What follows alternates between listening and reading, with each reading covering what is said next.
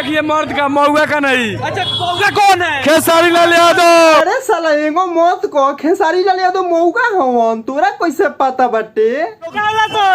खेसारी के दोस्त बाबा गार रात रहा था, नाच में नाचत रहन। अब देख बबुआ, तोरा करही के बाद सपोर्ट तो पावर स्टार पवन सिंह के हर हर गंगे मूवी के करना कि खेसारी लाल यादव के मौगा आ 10 रुपया में उ देवेला को।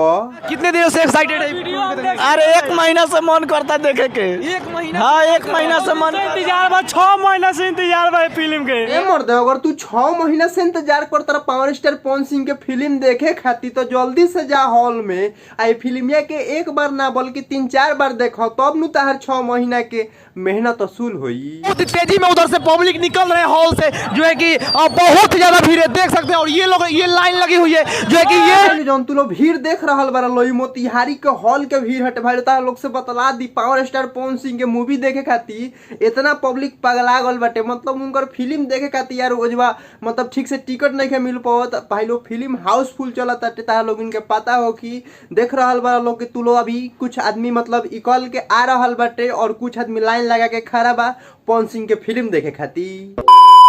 तो भाई लोग तू लोग सोचत हो लोग कि पवन सिंह के फिल्म में इतना जब हाउसफुल चलत ताटे तो अच्छा कमाई भी कइले होई। तो भाई लोग इनके बतलावे वाला बानी ये वीडियो में कि खेसारी लाल यादव के फिल्मिया कितना कमाई कइले बाटे और पावर स्टार पवन सिंह के फिल्मिया अभी तक ले मतलब 7 से 8 दिन में कितना कमाई कइले बा। तो भाई लोग इनके बतला दी, यही जे खेसारी लाल यादव के फिल्म बाटे उ अभी 1.5 करोड़ से मतलब अधिक कमाइल बाटे और पावर स्टार पवन सिंह के फिल्म 2 करोड़ तक ले पहुंचे वाला बा। भाई लोग के बतला दी यार, पवन सिंह के फिल्म अब मतलब खेसारी लाल यादव के फिल्म के पीछे कर देले बाटे।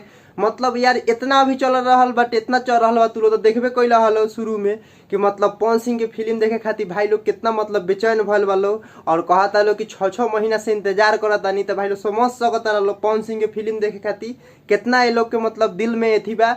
और भाई तार लोग कमेंट करके जरूर बतलाई हलो कि मतलब जौन खेसारी लाल यादव के फिल्म बाटे उ कैसन बाटे और जौन हर हर गंगे फिल्म बाटे उ कैसन बा, कौन एमे नंबर 1 बाटे।